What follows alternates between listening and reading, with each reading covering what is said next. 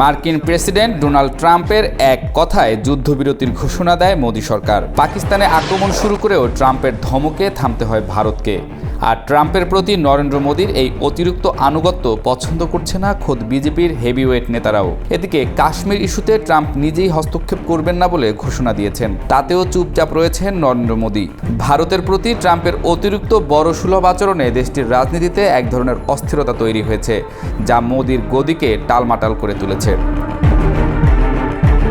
ভারতীয় জনতা পার্টি বা বিজেপি যুদ্ধবিরতির ঘোষণার আগে নিজেদের সামাজিক যোগাযোগ মাধ্যম এক্সের অ্যাকাউন্টে লিখেছে, জাসনা নেহি আব রন হোগা। এর আক্ষরিক অর্থ দ্বারায় অনুরোধ নয়, এবার যুদ্ধ হবে। এই পংক্তির সঙ্গে প্রধানমন্ত্রী নরেন্দ্র মোদির বিমান বাহিনীর জাম্পস্যুট পরা একটি ছবিও যুক্ত করা হয়েছে।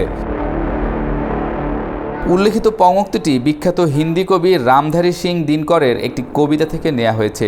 এটি যখন পোস্ট করা হয় তখন উত্তেজনা এমন পর্যায়ে পৌঁছেছিল যে মনে হচ্ছিল ভারত পাকিস্তান একটি যুদ্ধে জড়িয়ে পড়ছে, কিন্তু শেষ পর্যন্ত তা হয়নি। বিজেপির ওই পোস্টের 24 ঘন্টার একটু বেশি সময় পর মার্কিন প্রেসিডেন্ট ডোনাল্ড ট্রাম্প সহ দেশটির অন্যান্য কর্মকর্তা সামাজিক যোগাযোগ মাধ্যমে ভারত পাকিস্তান যুদ্ধবিরতিতে সম্মত হয়েছে বলে ঘোষণা দেন।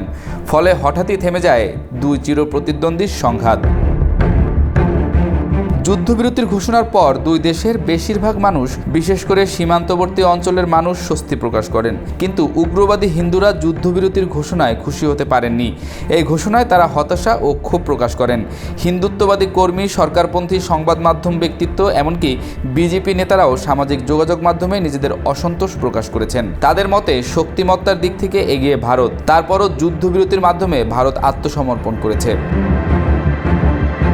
বিজেপি সমর্থক শেফালি বৈদ্য এক্সে লেখেন, স্পষ্টতই এগিয়ে থাকার পরও যখন আপনি সরে দাঁড়ান তা কিছুটা হতাশাজনক মনে হয়। তবে দেশের নেতারা যে সিদ্ধান্ত নিয়েছেন তার ওপর নিজের ভরসা রয়েছে বলেও জানান তিনি। যুদ্ধবিরতির কারণে বিজেপির অন্য সমর্থকেরা আরও কঠোরভাবে মোদী সরকারকে কাঠগড়ায় দাঁড় করাতে চেয়েছেন।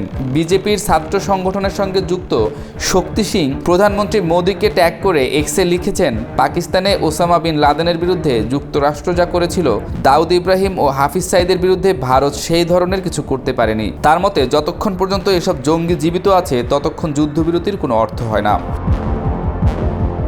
গুয়াহাটি ভিত্তিক ব্যবসায়ী ও বিজেপির সদস্য মুন তালুকদার বলেন, হঠাৎ যুদ্ধবিরতি ভারতের ভূখণ্ডে জঙ্গি পাঠানো থেকে পাকিস্তানকে থামাতে পারবে না। মুন একসময় অখিল ভারতীয় বিদ্যার্থী পরিষদের নেতা ছিলেন। 30 বছর বয়সী মুন বলেন, ভারতের উচিত ছিল পাকিস্তান নিয়ন্ত্রিত কাশ্মীর দখল করে নেয়া। যতক্ষণ না আমরা সেই কাশ্মীর দখল করছি ততক্ষণ পর্যন্ত যুদ্ধ চলতেই থাকবে। যদি যুদ্ধবিরতি না হতো এবং পাকিস্তান নিয়ন্ত্রিত কাশ্মীর দখল করা যেত, তাহলে ভারত প্রমাণ করতে পারত যে আমরা দুর্বল দেশ নই। রাশিয়া ও যুক্তরাষ্ট্রের মতো আমরাও বিশ্ব শক্তিগুলোর সমতুল্য।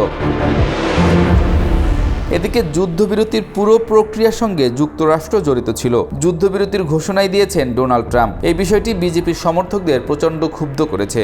সাংবাদিক থেকে রাজনীতিক বনে যাওয়া স্বপন দাশগুপ্ত এক্সে লিখেছেন, এই যুদ্ধবিরতি সমঝোতা ভারতে ভালোভাবে গ্রহণ করা হয়নি, কারণ ট্রাম্প হঠাৎ করেই এই ঘোষণা দিয়েছেন।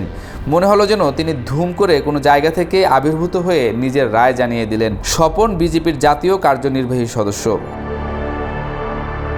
যুদ্ধবিরতিতে যুক্তরাষ্ট্রসহ অন্যান্য দেশের ভূমিকার প্রশংসা করছে পাকিস্তান, কিন্তু পাকিস্তানের বিরুদ্ধে সামরিক অভিযান বন্ধে এখন পর্যন্ত প্রকাশ্যে যুক্তরাষ্ট্রের ভূমিকার কথা স্বীকার করেনি ভারত। তা সত্ত্বেও ট্রাম্প আরেক ধাপ এগিয়ে গেছেন। গত রোববার ট্রাম্প ঘোষণা দেন, আমার পরবর্তী কাজ হলো ভারত ও পাকিস্তানের সঙ্গে নিয়ে কাশ্মীর বিষয়ে একটি সমাধান বের করার চেষ্টা করা। ট্রাম্পের এই মন্তব্য অনেক ভারতীয়কে ক্ষুব্ধ করেছে। তারা মনে করে ওয়াশিংটন এই অঞ্চলে হস্তক্ষেপ ক্রমে বাড়াচ্ছে। বিষয়টি নিয়ে তারা উদ্বিগ্ন। রিপাবলিক মিডিয়া নেটওয়ার্কের প্রধান সম্পাদক অর্ণব গোস্বামী ট্রাম্পের অতিরিক্ত হস্তক্ষেপ নিয়ে তীব্র প্রতিক্রিয়া জানিয়েছেন। ট্রাম্পের মাঠের বাস্তবতা সম্পর্কে কোনো ধারণা নেই। এখানে কি ঘটছে সে বিষয়ে তিনি কিছুই জানেন না। আমি মনে করি কাশ্মীর বিষয়ে তার আয়ত্তের বাইরে। এটা ট্রাম্পের স্বভাবসুলভ অতিরিক্ত হস্তক্ষেপ। আমি এটা মানি না। আমরা এটা মিটমাট করব, মন্তব্য অর্ণব গোস্বামীর। মোদী সরকার আগের আগ্রাসী অবস্থান থেকে সরে এসেছে বলে যারা মনে করছেন, তাদের অনেকে ভারতের পররাষ্ট্র সচিব বিক্রম মিশ্রির উপরও ক্ষোভ ঝাড়তে ভুল করেননি।